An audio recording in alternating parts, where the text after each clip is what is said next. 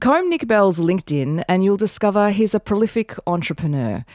He's established or helped found more than a dozen companies, including a digital advertising agency, which he sold for $39 million in 2017. That deal put him on the Young Rich list, and his fortune continued to grow, and he was last valued at nearly $300 million. Nick has a knack for helping companies get better search engine results. He helps them get more visible.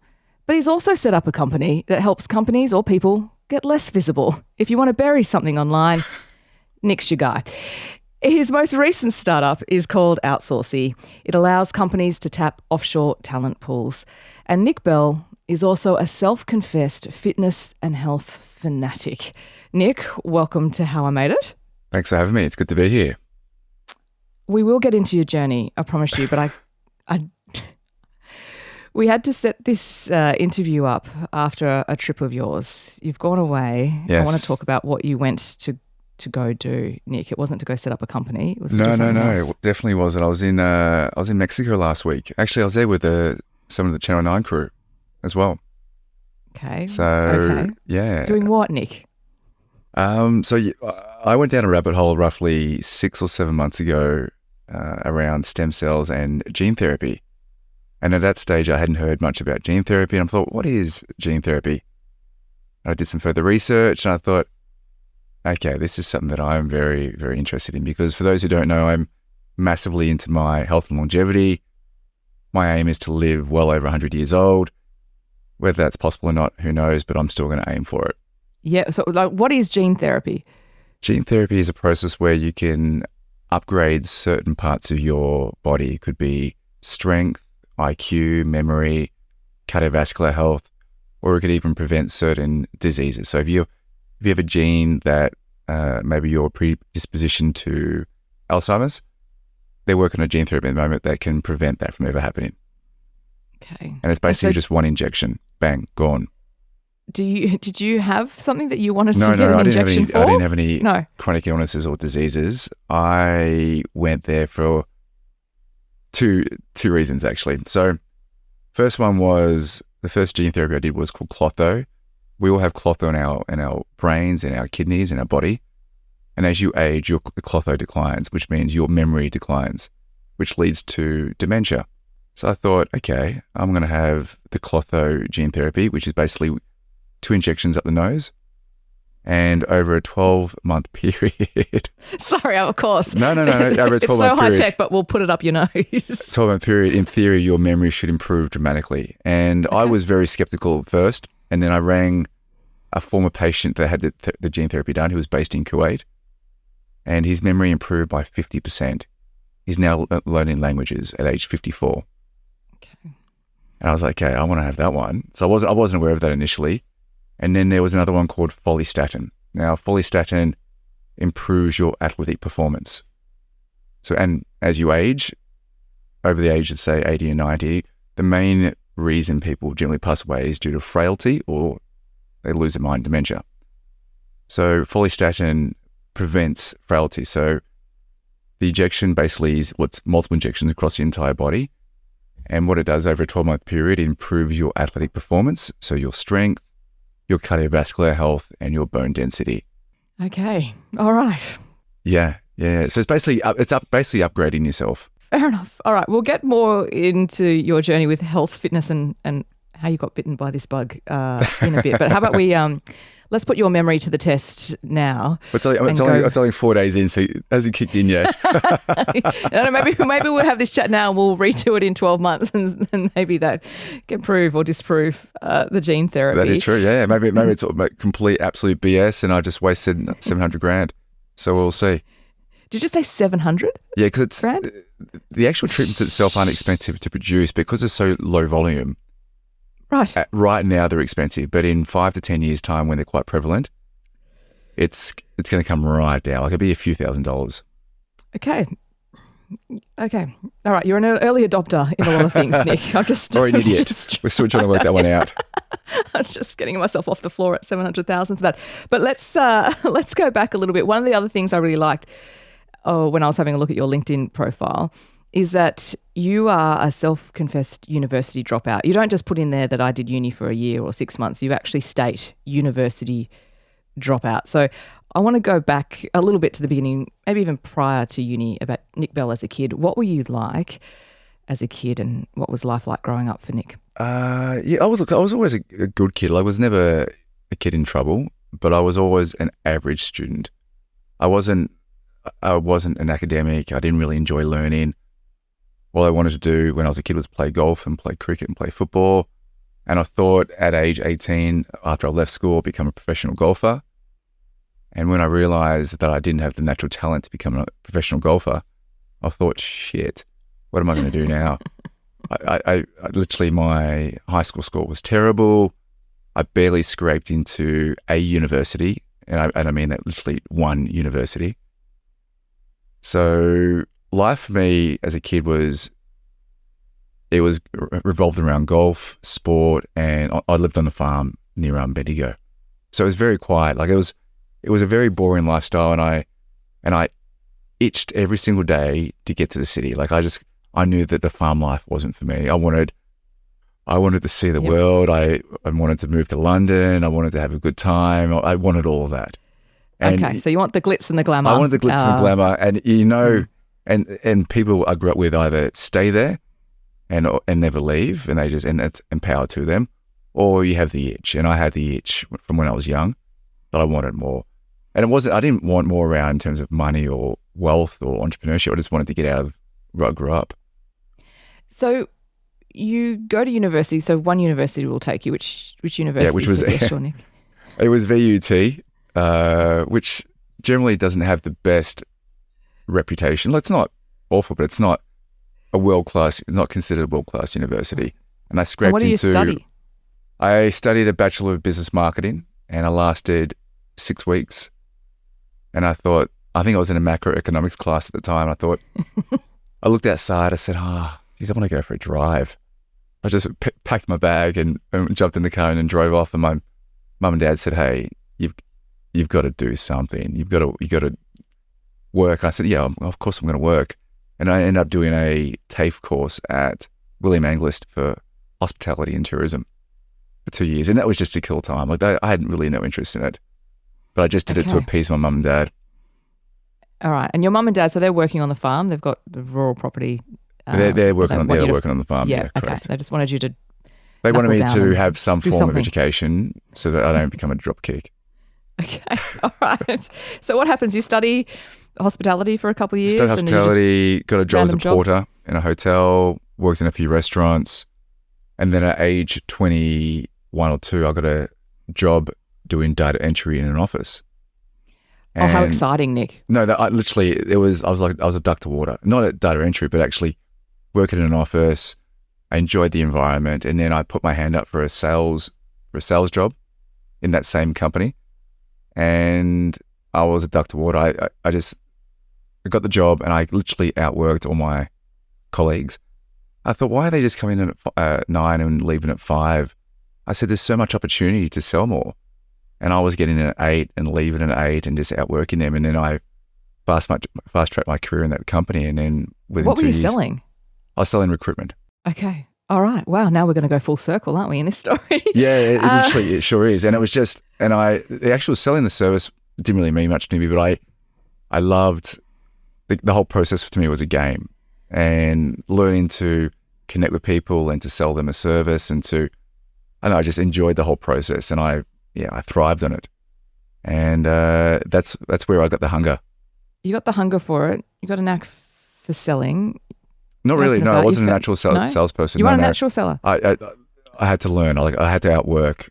How did you learn? I did a 1-day sales course, and the teacher basically said, if someone says no to you, it's okay. And that something went off my head. It's okay to be kind of knocked back. And then I thought, okay, I'll just make more phone calls, more emails, more calls. And then I just got, every time you get better and better. Okay. So you got better and better, and we'll get to you setting up companies in a sec, but it does make me wonder sort of what's the secret to selling? Like you've learnt it and you got good at it. Do you know? If you're going to give me, I don't have a whole day. No, connecting with the the cleaner to the CEO, connecting with everyone. Like just being a good human being and not being sleazy. Like know your product, know your service, have great tonality. So make sure your tone is concise, warming, friendly, and find that connection with the person on the other side. That would involve listening to someone else. Yeah, I imagine. Right. I'm never one to overtalk or just talk and try and sell them a product. I listen and go, okay, I understand the pain points. From there, I'll devise a solution that's going to work for them. Okay. But I also think a big thing is tonality. As an example, when you answer the telephone, you go, hello. Instantly, the person on the other end is going to go, oh, geez, this person sounds like an asshole. But if you answer hello, John, how you going? Nice, soft tone. They're not going to be defensive. They're going to be warm to you. So straight away, you can almost build that connection. Good advice. Thank you, Nick. I'll have this nice soft tone maybe for the podcast. It really does work. Tonality. It's underrated. Soft tone. We can just chat about all your deepest, darkest secrets, Nick. No, can we go? There's too many to tell. So you've got your job. You're working hard. Yep. I'm not sure now what happens from you. You could have climbed the ladder, been really successful, got great commissions. Somewhere along the lines, though, you decide you're going to go and set up a company. What happens there and what do you go do? So the company I was working for at the time, I was making them squillions. And I thought, okay, if I'm making them squillions, I can make myself millions. All right. So I had this idea for a skincare brand that treated acne because I really bet acne as a kid. And I engaged a pharmacist and a manufacturer to devise a product. They developed the product and I thought, okay, this is great. I'm going to make millions in year one selling this skincare product. 4.5 years later, I'm still making $100 a week. Not making millions, living in Richmond. And I'm Was your skin good? Skin was great, but didn't mean much with no money in the bank. And age 28, I'm like, holy crap, I need to make some cash.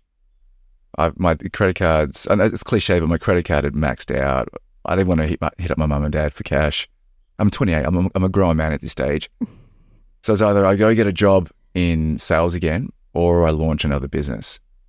The problem is at that time, I didn't have any cash to launch a business. So then luckily had an idea of starting a digital marketing agency. And I use that term loosely. It was me in my bedroom in my undies making cold calls to businesses from page 2 of Google saying, hey, I can do your marketing for you. And what made you think of that? So you've got your skincare, your skin's great, but for some reason this business hasn't really taken off like you thought it would. You're not making you hundreds of millions. No, there was so many rookie mistakes in that business. What was it about search engines that you just thought, hang on, people aren't doing this right? There was two things. One, I read an article about digital marketing and how it was taking off. So I thought, okay, there's obviously a massive opportunity here. And we also engaged a marketing agency for our skincare brand. And they charged us, I think, $5,000 to $10,000 a month. No performance guarantees, no KPIs, and they delivered absolutely nothing. I thought, wow, this is what the hell is this? What this industry is? They're ripping people off, delivering nothing. So I thought, okay, I can come into this industry, charge a fraction of what they're charging, offer performance guarantees, and I know that I'll win business. And that's exactly what I did, and it blew up within a few days. So how did you, I mean, you've gone from selling, but then how do you then know how the tech works for this? I don't know, for some reason I just feel like search engine optimization, it feels very techy. Yeah, good question. Initially I outsourced the work. So I'd win the deal or win the opportunity. I'd use a third party to deliver the work, and I would do the account management and the sales and the finance. So how do you then, so the premise of this is you've been dudded in your previous business because you've got a company selling you, or doing digital marketing that doesn't pay off. You think you can do it better. So you make the pitch and you sell, but then how do you guarantee the back end is actually going to work? How do you? Well, the third party that I was using didn't get paid unless they delivered performance milestones. Uh-huh. So I basically had an agreement with them. If you don't deliver X, Y, Z, you don't get paid. So they had to deliver. Ultimate motivator. Yeah. Okay. Yeah. So I set that up to start before I even engaged them. Okay. And then, all right, so is this this is called WME? This is WME. This is back in 2008. And then once I had enough money saved, I started hiring people internally.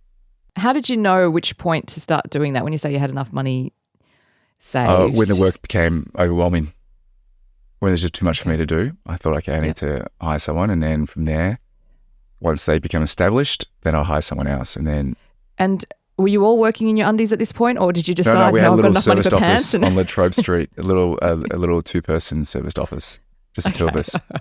So the undies I had to put some pants on. Okay, so you got your pants on. Good.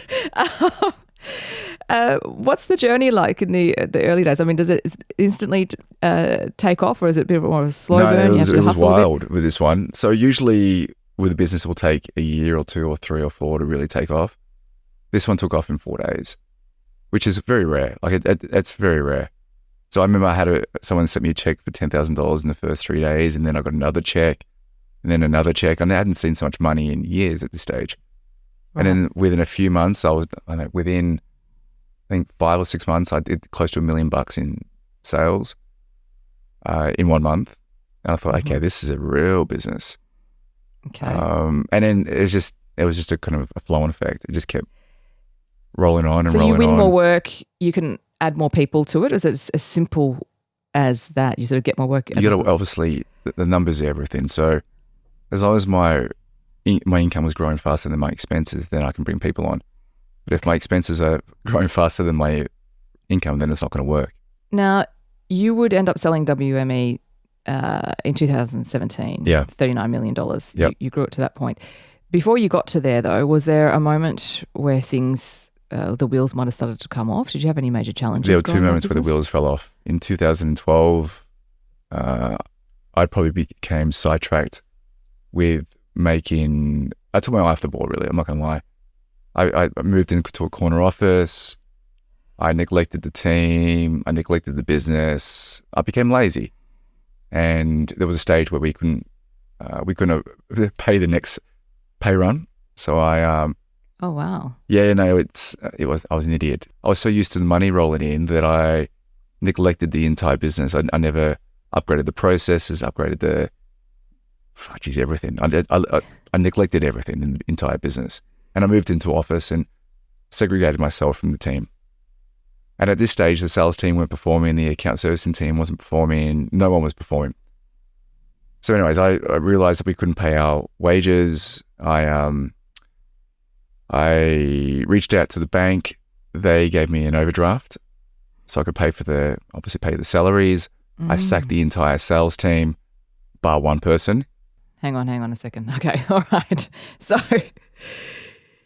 you've realised that at the point when you don't have enough to pay your staff, I imagine, has someone come to you to say, hey, Nick, maybe shaking you the shoulders? Yeah, my finance person came to me and said, hey, Nick, just a heads up, we don't have got enough money in the bank account to pay the wages in 2 weeks.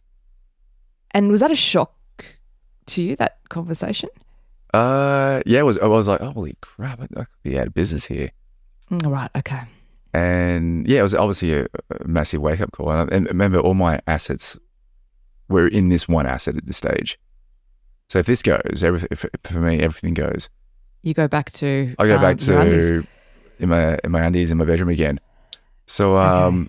All right, so you've called the bank, you get the overdraft, you can pay people. But then that's that moment where you realise we need to get out of this hole. Correct, it doesn't fix the issue. And the issue was there was a lot of incompetent people in the business that I left there too long, that I should have exited a long time ago.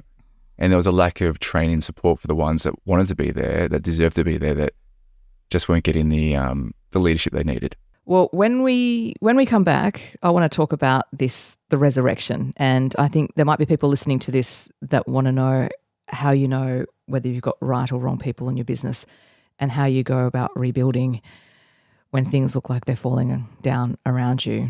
Stay with me. We'll continue this conversation when we come back. Welcome back to How I Made It. We're chatting with Nick Bell, a prolific entrepreneur. There were some rocky times, Nick, shall I say.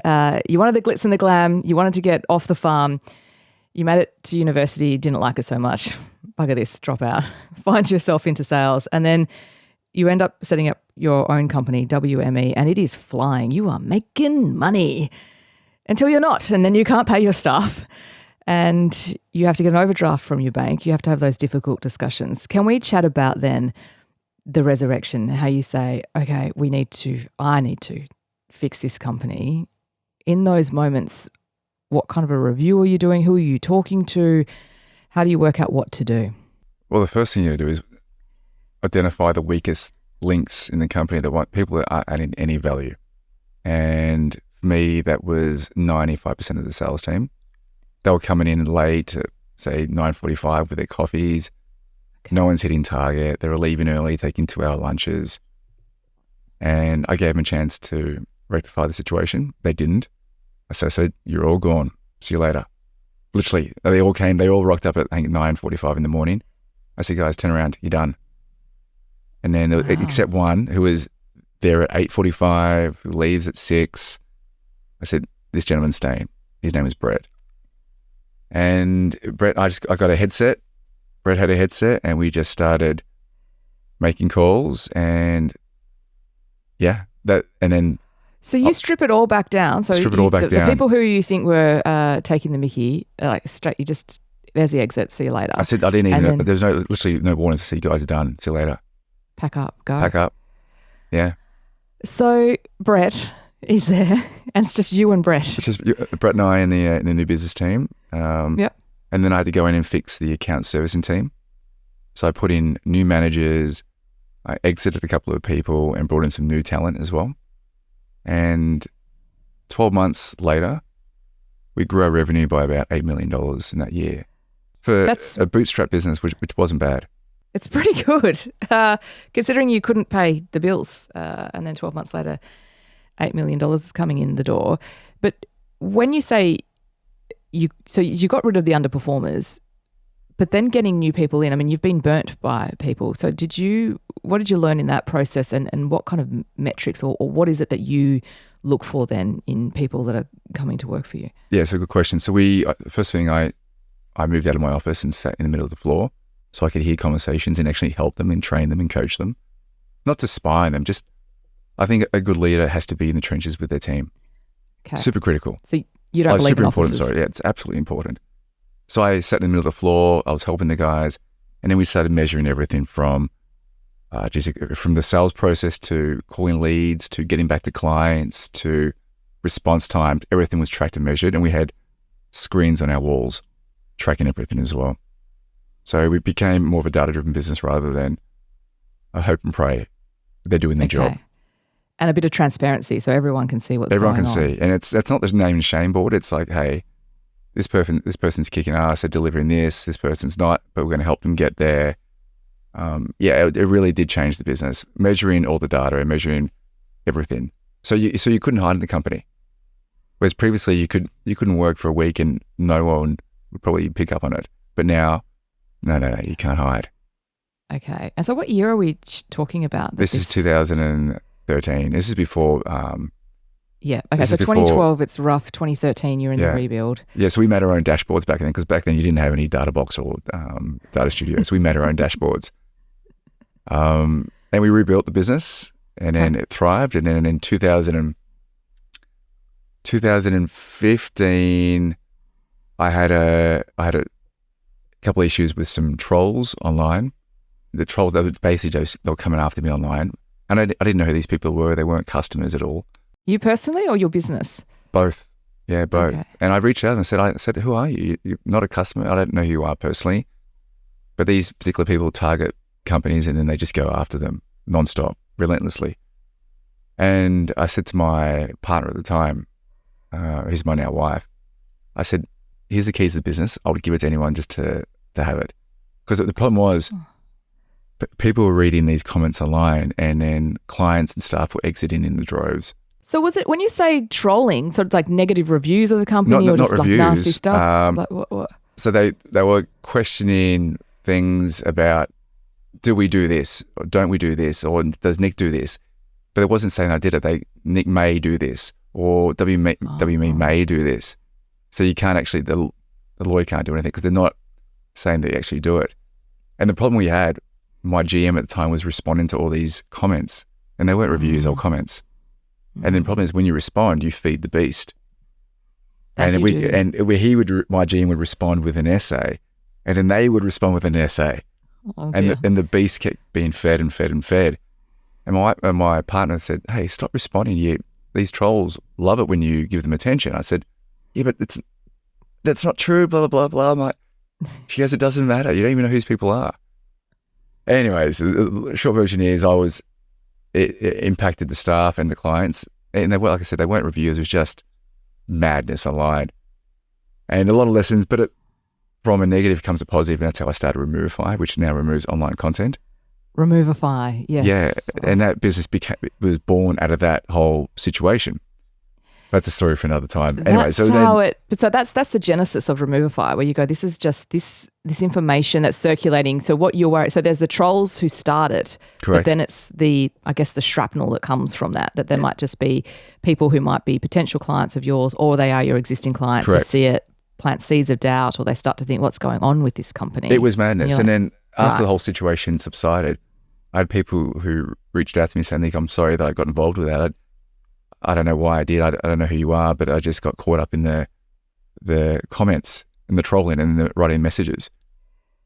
So it was a bit of a mad situation. It came from Yeah. nowhere. And I still can't understand where it all built from. Well, were they trying to do a competing business and trying to rattle you guys and then take your business, or it was No. just It's gosh, the internet's a weird place. It's a weird, it was a weird one. It went on for about a year, and because we kept feeding the beast, we actually made it worse You by found it. responding.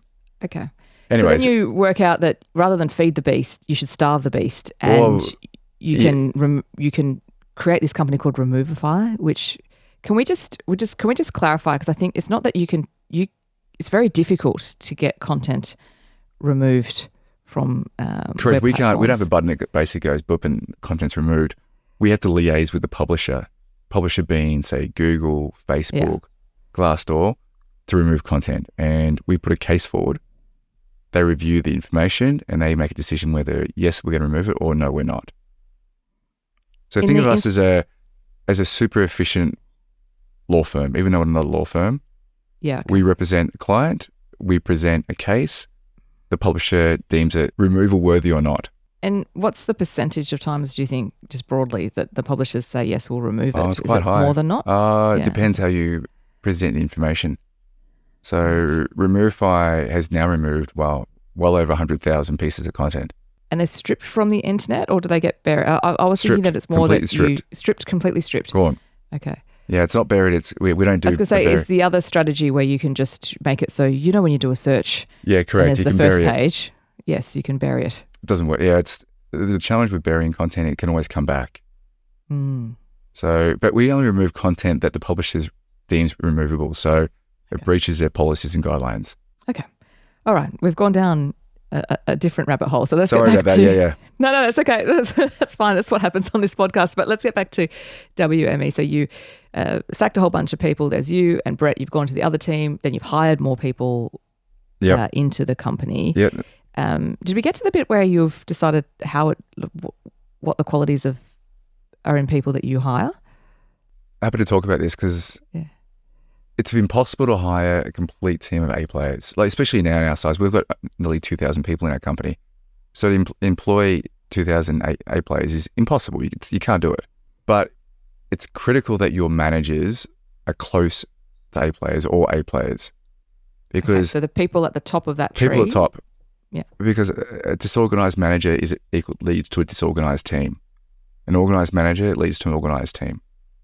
And I've had amazing managers, and I have amazing managers now, and I've had managers that are pretty ordinary.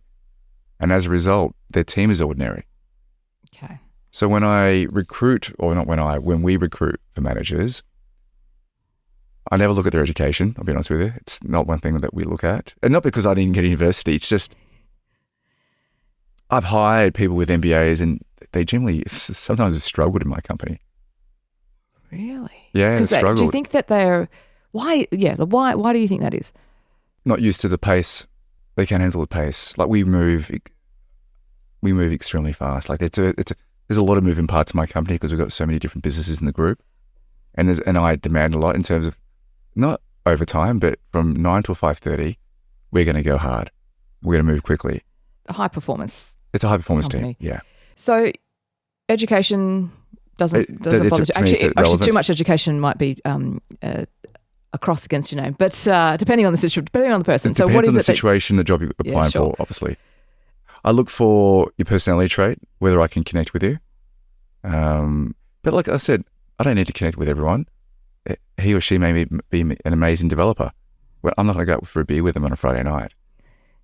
So I look at their experience, and we also test everyone as well. you test So everyone? We test everyone. It could be a skills test around developing. It could be, if they're going for a sales position, it could be do a mock presentation, pitch to us.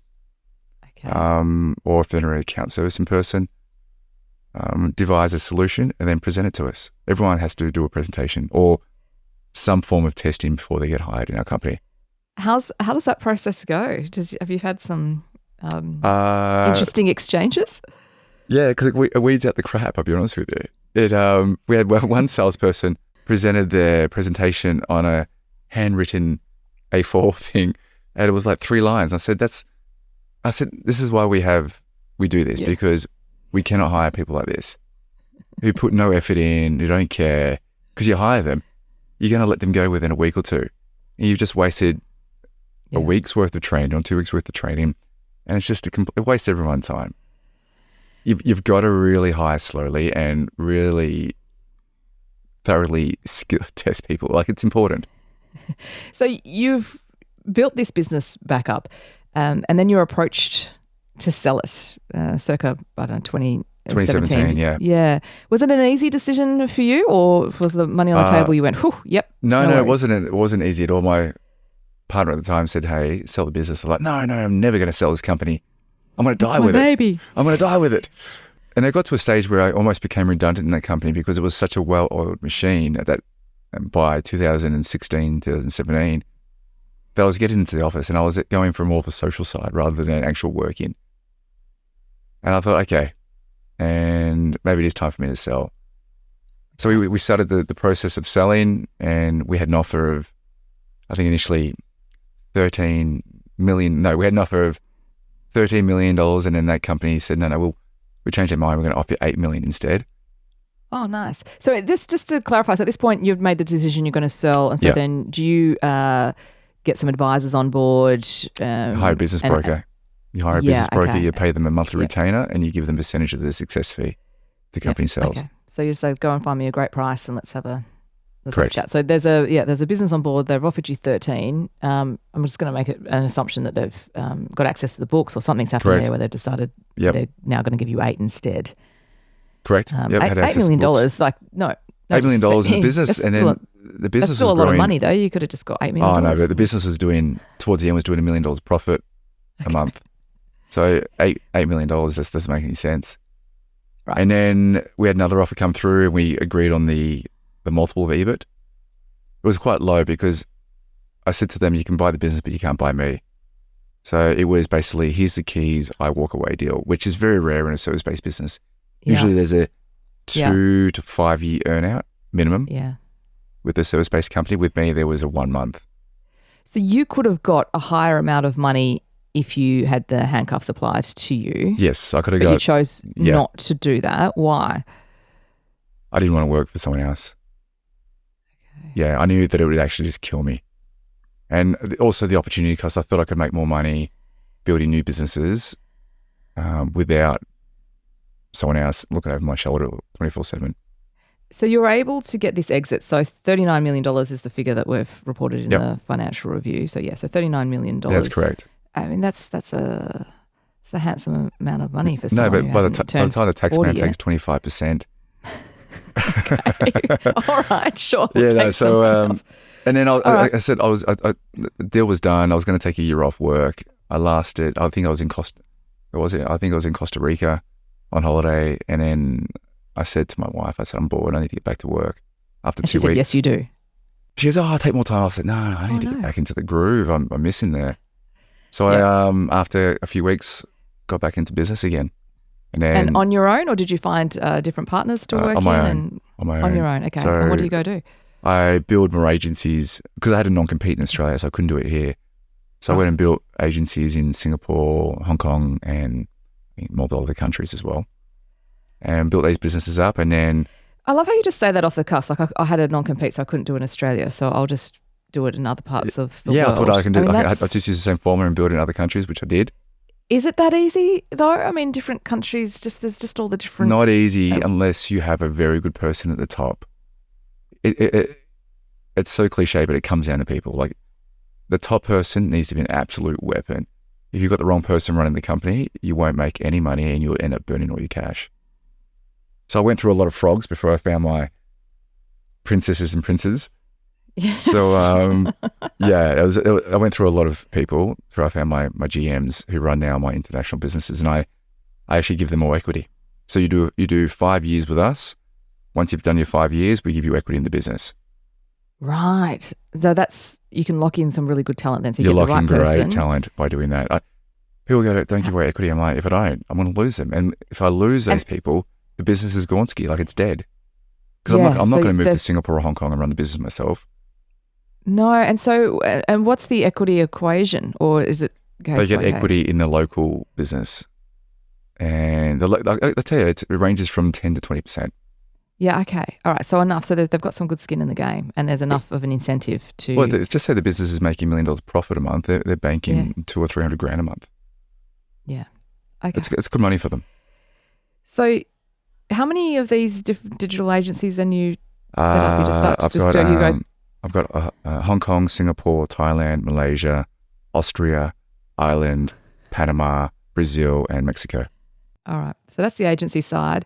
We've chatted about Removify, and in my introduction, I talked about this new company of yours called Outsourcey and how we're going to go offshore labour hire business. Yeah, so we're going to go sort of a bit full circle because you sold recruitment for your very first job. Yeah, it is. It's not a new industry. It's not a new industry. It's been around for many, many years. But I thought I could come in and disrupt it a bit because I looked at competitors and they had 2 or 3 year contracts, money up front. I said, I'll come in, offer no contracts, no money up front, complete flexibility. You can scale up or scale down as you need. And yeah, I launched a month ago and the business is flying. We've already done almost 100 placements in a month. Okay. Yeah, so that's all you have to do is find an existing industry and find its flaws and disrupt it and just come in and go, okay, I can do things differently. And what are the flaws? Contracts and money up front. So instantly there are barriers for the prospect. Okay, so I'm Julianne Sprague, Startup Holdings, for instance. Yep. And so the traditional model is I want to go and place, I don't know, whatever it is, a sales manager or like a web developer. I don't know, just think of any role. And so at the moment, there's barriers. We actually hire the people for you. So you go, I want a social media marketing person. Mm-hmm. And so we go, okay, we'll recruit them. We hire them for you. So we pay their wages, but they work for you directly. So you manage them.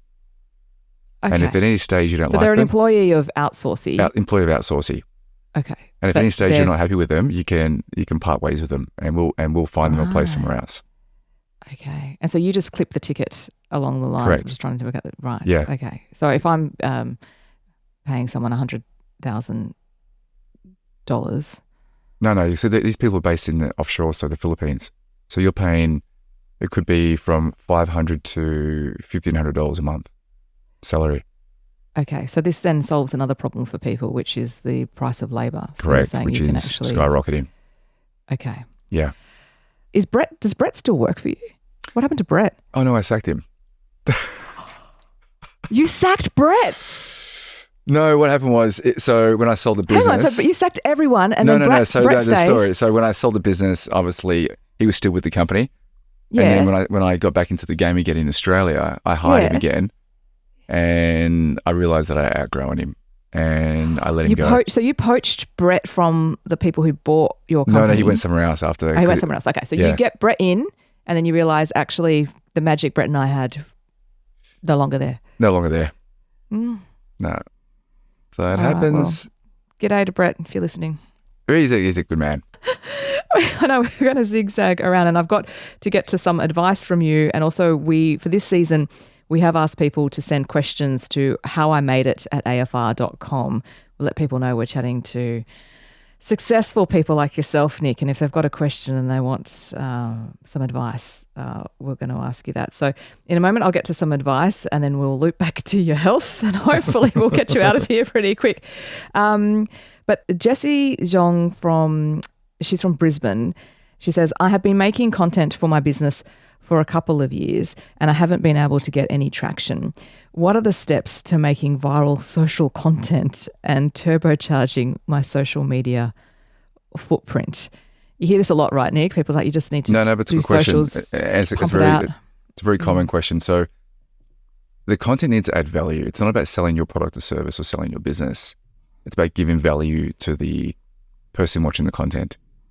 So I would be creating thought leadership content that makes you a thought leader in your industry. So just say you're a personal trainer. Okay. You should start developing fitness videos around training, effective ways to train. This is how you train your bicep. This is how you train your glutes. It's not about selling your product or service, but that will indirectly sell your service. And as your right. So rather than saying, come, I've got an 8-week program, you can get no, you never do that. Like the best abs, blah, blah, blah. You don't actually do any of that. You just You never do just any of start that. putting your content out You've that's got going to help to people. create content that adds value. Value. And then people will then follow your content.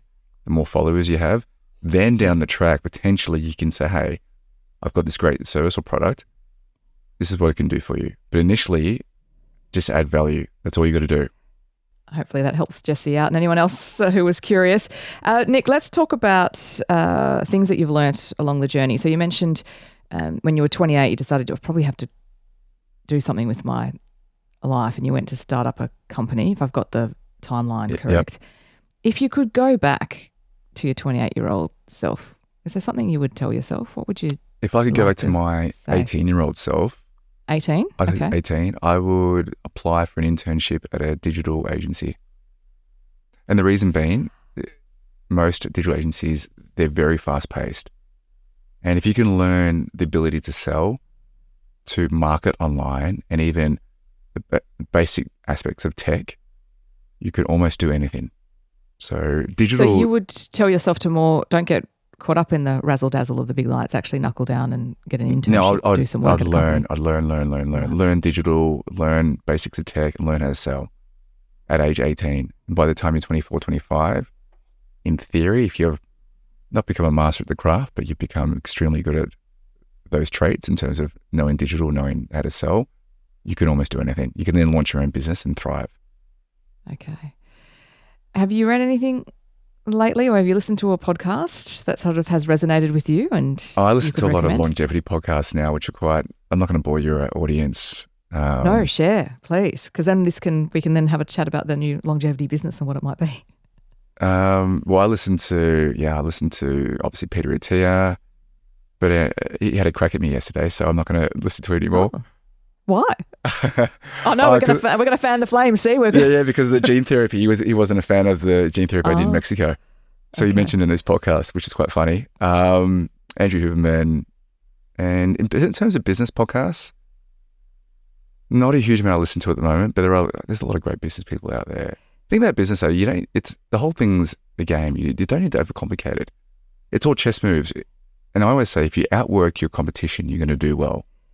Don't outwork them, don't overthink it, and you are going to kick ass. I find too many very intelligent entrepreneurs who's super smart, but have a very small business, they overthink everything. And if you overthink it, you never get anything done because you're overanalyzing a situation. And the biggest killer in business is a lack of speed. Speed is everything. Because if you work quickly, if you do make a mistake, you can fix it quickly.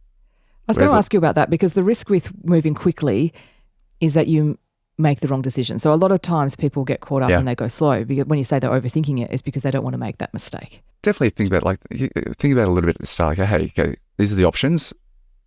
Make a decision. Go with that decision if it's wrong, but you've got to fix it quickly. Where I find too many entrepreneurs, they're so smart, they just overanalyze and they get nothing done. And it actually kills me. And because I've invested in many of them, I'm like, oh, you guys kill me when I work with you because you don't get anything done. Like, I'm not the smartest guy in the room, but I know that I can move quickly and get things done quickly. Get things done. Can we chat? You mentioned the longevity podcast and the things you're listening to. Why longevity? What has happened to you? And like, how old are you now? 45, 44? Jeez. No, I'm 43. Oh, sorry. Kills Gosh, me, I 45. aged you. It kills me. Geez, that gene therapy definitely didn't work. What a waste of money that was. You look 21, Nick. Don't worry about it. I was just trying to save yourself. trying to get my time. All right, so you're 43, and you're worried about aging. I mean, you're just. No, I'm massively, because I want to live a very long time because I love my life, but I also want to live. I want to have vitality. I want to be athletic. I want to be 55 years old and athletic and still be able to do the things I do 10 years ago. Okay. And I don't want to be that guy and I've got, obviously I have bad knees from playing football for many years. I don't want to be that guy who's using a walking stick, struggling to get around. I want to be the guy that's running around, has heaps of energy. That's what the person I want to be. And that's why I'm so passionate about longevity, because I think it's all possible. It's all possible. Things are going to change in the next 10 to 15 years. I keep telling my friends, just stay alive for 10 years, and there's a very good chance you can stay alive for another 100 years. Stop it. Okay, so we don't have the resources on this planet for that. Has anyone not clocked that up? Like, there'll be wars. Oh, Elon Musk believes we do. So, but you're right. I always say I think my daughters will live hundreds of years. It's where we are on the cusp. We're either going to go, see you later, or we're going to live a very long time. Okay. So it's whether we need to do a whole time. other pod on longevity, the pros and cons of us living forever.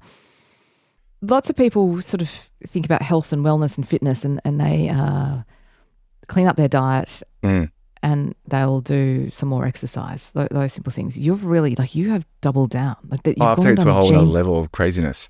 What does the morning look like for you? It's definitely changed over the past 12 months. My routine now it's become a little bit crazy, to be honest. So first thing I'll do 10 minutes of the red light bed in the morning. I've got this proper red light bed, and I do breathing. And then from there, I go to another bed called the Human Regenerator bed that turbocharges your mitochondria, which I got in from Germany. And then from there, I'll do 10 minutes on the EWOT bike. And the EWOT is exercise with oxygen therapy. So basically I wear this mask, and then for 10 minutes while I'm training, I breathe in pure oxygen. And then from there, I do that. Yeah. And then from there, so we're at about 30 minutes of doing all this stuff. So the red light bed's 10 minutes. The Human Regenerator is 30 minutes. Oh, right. The EWOT is 10 minutes. And then I'll do a few minutes of hanging on the chin upper. I just hang for grip strength. Yep. And then from there, I'll go do an ice bath straight after that for 3.5 minutes. Okay. And you've got small children, Nick. So I wake up at 5 a.m. Right. Before they wake up.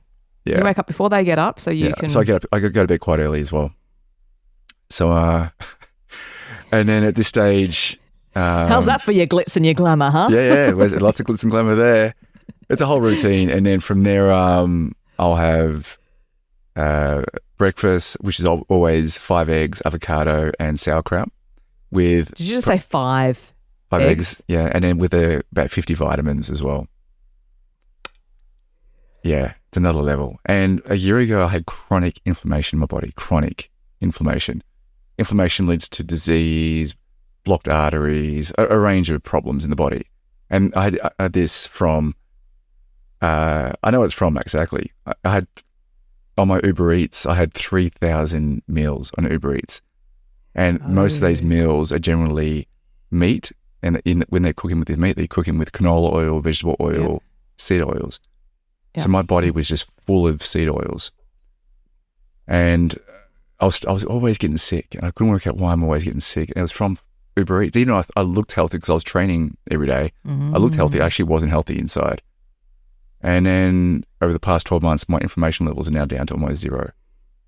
From changing, obviously, my diet, my routine. Yeah, and I'm feeling like a new person. Amazing. You don't need to go to the extremes I go to in terms of longevity, but you've got to stop eating seed oils. Stop the vegetable oil, canola, sunflower oil. You got to get rid of all of that, and just do a bit of exercise, eat cleanly, and you need to work out what diet's right for you. I do a Mediterranean diet. I just feel better on it, and just try to get at least 7 or 8 hours of sleep a night. If you do that, you're fine. You're halfway there to longevity. Yeah, you're fine. Yeah, I'm just extreme. You should see my house. It's another level of craziness. No, really? Yeah, it's mental. What? How? What could you possibly have in your... I mean, I'm assuming there's a sauna, there's an ice bath. I've got a thing called a human regenerator bed. I got flown in from Germany. They use it's called the human regenerator bed. It uses cold plasma technology to turbocharge your mitochondria. There's only a few of them in the world, and I got mine flown in about a month ago from Germany. Is it comfortable? Yeah, no, it's yeah, I'll send you a photo. It's crazy. Yes, please, because I'm thinking about, I know this is going to sound crazy, and this might say more about me it's like than a futuristic you. I'm picturing bed. like a bed of nails or something. No, it's just it's trying a bed to of do cushions. acupuncture as you sleep. Okay. I've got a hyperbaric chamber. I got the whole works at home. And I remember I've also got the longevity clinics that have all this as well. So please talk to me about this. So this is a new business you're about to roll out. Yes, I'm launching this business with two good friends of mine, Tristan Sturtson and Jared Kagan. It's called Super Young, because hopefully you're going to stay super young. Super young. And you come in, you do your blood work, you do your genetic testing. So it's evidence-based longevity, rather than guessing, hoping and praying that an ice bath is going to work for you or this type of diet's going to work for you. We go, no, let's look at the evidence. And then from there, give you a protocol that's right for your body. So it could be supplementation, could be food, could be hot and cold contrast therapy, oxygen therapy, IVs, and so on. And our first clinic opens in Armidale in Melbourne in a few weeks. And how does this clinic, it's a fee for service, or you have a subscription model? You could come in, do a once-off treatment, or it could be a monthly membership. And I'm assuming you're planning to roll these out. So the first clinic opens First one opens in a few weeks, and then we're going to roll them out across Melbourne and Sydney and Brisbane. Yeah. The good thing is it's accessible to everyone. We're not expensive. That's the key. I want to make sure that everyone has access to the best longevity treatments, not just for the rich. So just to clarify, it's not going to cost me $700,000. No, definitely not. Right. So do you follow American VC Brian Johnson? Is this? Yeah. So I follow Brian. Brian did the same. He did gene therapy as well. He did the Follistatin one, which I also did. He's done that, and he's doing Clotho Next Bunch, which is what I also did as well. Okay, is there a bit of a club going amongst you? Like, I feel like there's not Brian's everyone just another level rushes though. He's another level. I still like a life. So he's another level. But power to him, what he's done, no one's even close to. So you've mentioned the longevity clinics. If you think that this gene therapy works, do you think you'll get into that business? Will that be an add-on into the longevity stuff? I would love to get into gene therapy because I think it's going to change everything. So they're working on it. They're working on gene therapies at the moment that will potentially prevent and treat cancer. They're working on even other just minor ones that one injection, your testosterone improves dramatically, or Crohn's disease gone, Alzheimer's gone. Like all this, it's all been. I think 10 to 15 years, gene therapy will change everything. Pardon, I know you're such an optimistic person, and I hate to do this. No. It's just it's a cynic. This is what happens in newsrooms. But it's like, do you not worry? I mean, you're getting these injections. Are they actually really proven? Do you have a moment where you think, oh gosh, what am I putting into my body, or maybe this won't work? Do you ever sort of think maybe it's going to go the other way? Absolutely. My wife goes, I'm absolutely crazy for doing this. She goes, don't do it. I'm like, no, I'm going to do it. Because you're just on that frontier where you just think, well, I've got to find out. I want to see what's possible, not just for me, but for everyone. And I think people have to test it, what's going on. They have to test the treatments because, yes, they're testing on mice, but we need more human trials. So I'm willing to use myself as a human trial to see what's possible. Put your body on the line. And yet, so have you got a goal in mind? You say you want to live beyond 100. Do you actually have a particular goal in mind? No, so is there no an age goal, you want to be? but 100 plus would be nice. But you want to live well. It's not living there and you're frail and you want to live well. So if I live to 90 well, I'll be happy. If I live to 100 very well, I'll be happy. It's about the quality of life. Indeed. Nick Bell, look, I wonder if we just have to put a diary note in and catch up What a Well, if I'm dead in a few years, it didn't work and it was a waste of money. I'll maybe have a listen back to this and go, remember when I was asking, are you ever worried Nick, about what an putting that idiot. stuff? No, I wish you all the very best, Nick Bell, and I'm sure there'll be many more businesses to come from all of this work that you're doing. Thanks so much for joining us Cool, for How I thank you very Made much. It. Thanks for having me.